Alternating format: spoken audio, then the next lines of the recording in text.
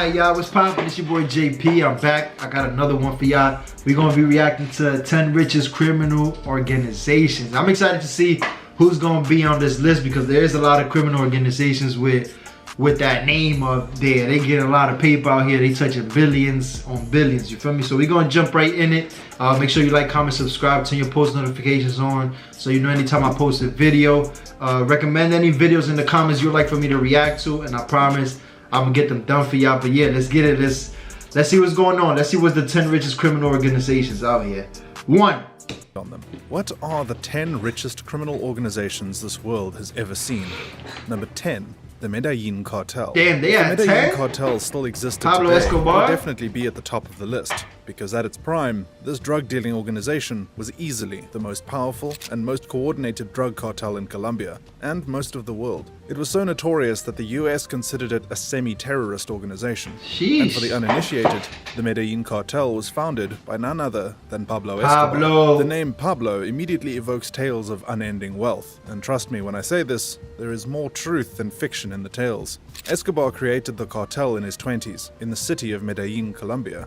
Official records say that the organization generated over $20 billion annually, and most of the wealth was gained from... Yo, bro, $20 billion out of just like selling drugs, and that is crazy. But there's people doing all type of businesses for so many years, and they don't even get to touch $1 billion, and that's just like on record what they assume. $20 billion. I'm pretty sure Pablo Escobar had so much money he couldn't even count for it. I want to say too is like, as far as like Pablo, I could be wrong, I don't know, but I feel like when it came to Pablo Escobar, as far as like all the cartel like leaders and stuff, he seemed like he had the most, you know, people on his side in terms of like the community, you know, liked him and stuff like that, because he did a lot for, you know, for his people and build homes and stuff like that. So that's how it seems. Y'all let me know in the comments if, you know, there's only other cartel leaders that, you know, that people had a lot of love for. Cocaine trade, a sprinkle of trafficking, political violence, and thuggery, and the shipping of criminally exotic materials. I'll leave the last part to your imagination. Now, if you're one of those naysayers who find it hard to believe the Medellin cartel was that rich, I'll let you know that Pablo was not the only official billionaire that operated under the Medellin cartel. Number 9. Camorra.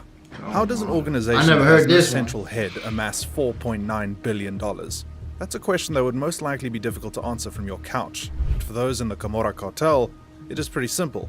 Legacy, respect, and structure. Founded and currently still existent in Italy, the Camorra cartel was formed in the early 1600s. They started as a loose association of different criminals with nothing to lose, devoted to one simple goal: the accumulation of wealth. Get that By the paper. 1800s, politicians gave this organized association of criminals the needed arsenal to overthrow the existing monarchy.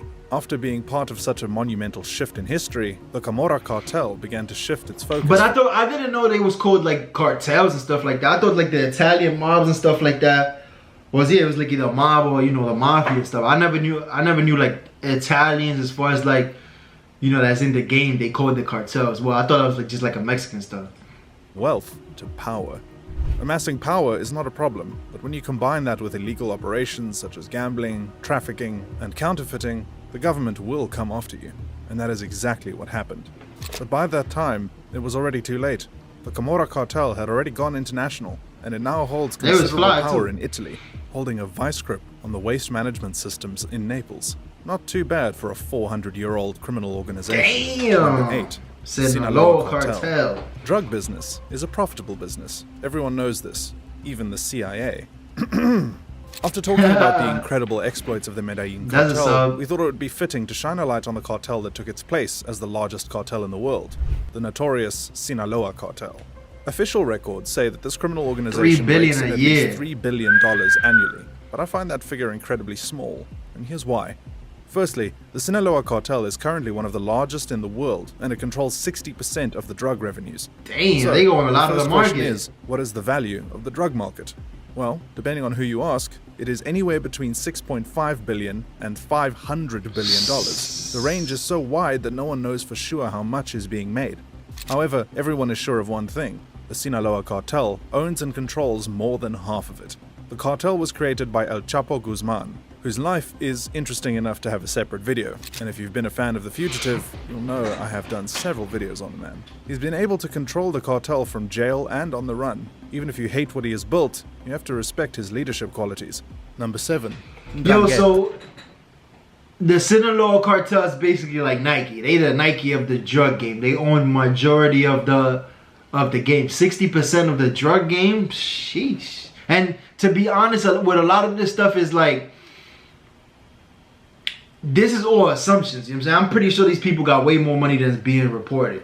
Because $3 billion, I'm pretty sure they're making a lot more money than that. It's just like, they don't get the counter. Nobody get the counter. It's just like assumptions of what they think, you know, these people is making. There is no doubt that Italy is in a long-term relationship with organized crime, and it's not just a Hollywood thing. You might not have heard of them as Ndrangheta, but they are one of the most vital members of the global network of the Italian mafia. And how much do they make? On paper, $4.5 billion. But once again, I think that's probably conservative, and I'll tell you why. The Ndrangheta is an Italian mob that was established in the 19th century in Calabria. Their major element of trade was and still is cocaine, and over the years they have become one of Europe's most dominant cocaine traffickers. However, it doesn't end there. What makes this organization extra special is the fact that they have managed to maintain good relationships with other criminal organizations. Often, they will choose compromise before taking the route of violence. This has made them allies rather than enemies. That's smart if you try to make a lot of money. To crack for law enforcement agencies. In recent times, the 200-year-old criminal organization has entered into money laundering, investing money into legal businesses to wash their endless funds. If you have a startup idea and you don't mind the source of their wealth, then you could give them a call. Get a loan? Yamaguchi-gumi. What the fuck? You might not have heard of the Yamaguchi-gumi, but you have definitely heard of the Yakuza. They are Japan's equivalent of the Italian mafia. And just as Camorra is part of the Italian mafia, Yamaguchi-gumi is part of the Japanese Yakuza. Yakuza. So, let's dive into this. Anyone that knows the Yakuza in Japan knows that they are one of the most principled criminal organizations in the world. They are so strict that if you break one of their rules or laws, you're expected to undergo an atonement ritual called the yubitsume, which practically means you'll have to cut off a little finger to prove how sorry you are. The largest syndicate under the Yakuza umbrella is the Yamaguchi-gumi, and it was founded in 1916 by Harukichi Yamaguchi. Today, they have at least 20,400 active members and 18,600 associated members. Most of their money comes from extortion, gambling, the sex industry, arms and drug trafficking, stock market manipulation, and internet pornography. It is said that the syndicate generates at least $6.6 billion yearly. Sheesh. Of course, I think it is definitely way more than that. Number 5. Solntsevskaya bratva. You shouldn't be surprised that Russia has its own mafia. The Solntsevskaya bratva is the largest and most powerful mafia in Russia, and brings in an estimated annual income of $8.5 billion. From contract killing to money laundering to drug dealing, there's hardly anything that this Russian mafia subsidiary doesn't do. You wouldn't be wrong to say that they have their hands in every pie. Unlike the Yakuza, which is highly centralized with a clear chain of command, this organization has something uniquely different. The group has 9,000 members that are divided into 10 separate, almost independent brigades that operate more or less on their own. However, when they have to work together, they pool their resources and do exactly that.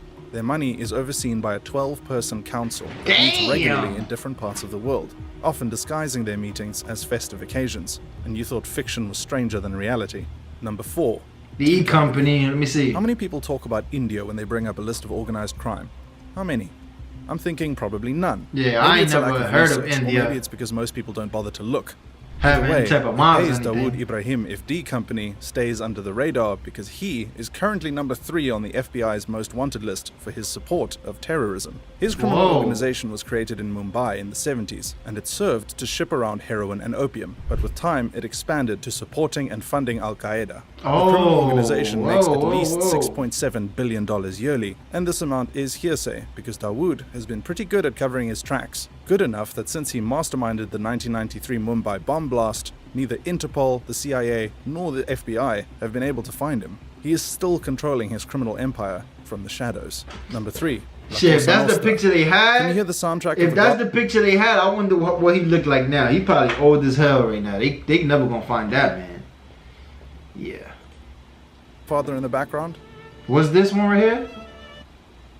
Oh, La Cosa Nostra. La Cosa Nostra. Can you hear the soundtrack of The Godfather in the background? I don't know, they was fly though. It's like the Fly's mob. Well, not the flyers mob, but I'm saying like mob. When it comes to criminal The people in the organizations, mob there is like to hardly get any drugs that good. is as popular and admired as Cosa Nostra, often referred to simply as the Mafia. The group had its humble origins in the 1800s in Sicily, Italy. Legend has it that it started as a prison gang that had a semblance of the same structure and values that the modern-day Mafia still has.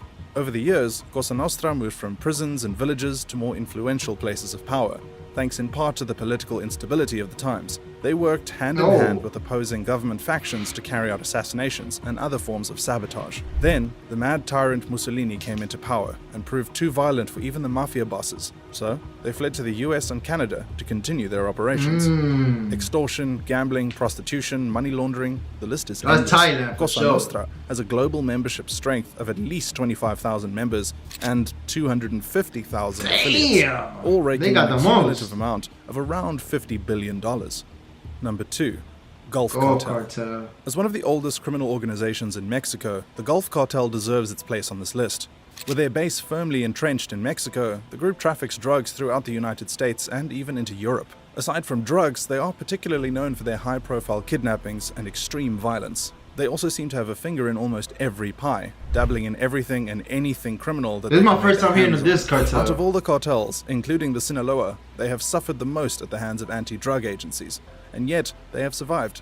Today, they are still worth around $9.9 billion, That's a lot of fucking money. one of the richest criminal syndicates operating primarily from Mexico. Number 1. The Triads. The Triads are the most established, most terrifying criminal organization to exist in a long time. They operate from Hong Kong, Macau, and Taiwan, but they have expanded to South Africa, the US, Britain, South America, and doing Russia. it like that? Their major trade is human trafficking, and they move at least 100,000 people around I the ain't world messing yearly. with that. It is insane. Other criminal activities that they run include drug transportation, racketeering, and other varieties of crime that suit their fancy. They are mostly decentralized, and this is why it has been so difficult to dissolve them. A low-level member of the Triad could easily be mistaken for a boss. They allowed a lot of autonomy, and no one knows for sure how their money moves. We just know that they have a load of it. Some have said $13 billion, and others have pointed at larger figures, but no one will ever know because of how loose and secretive the organization is. I'm not gonna lie, as far as the whole money, I mean not money laundering, the whole trafficking people shit, I can't get with that, you know what I'm saying?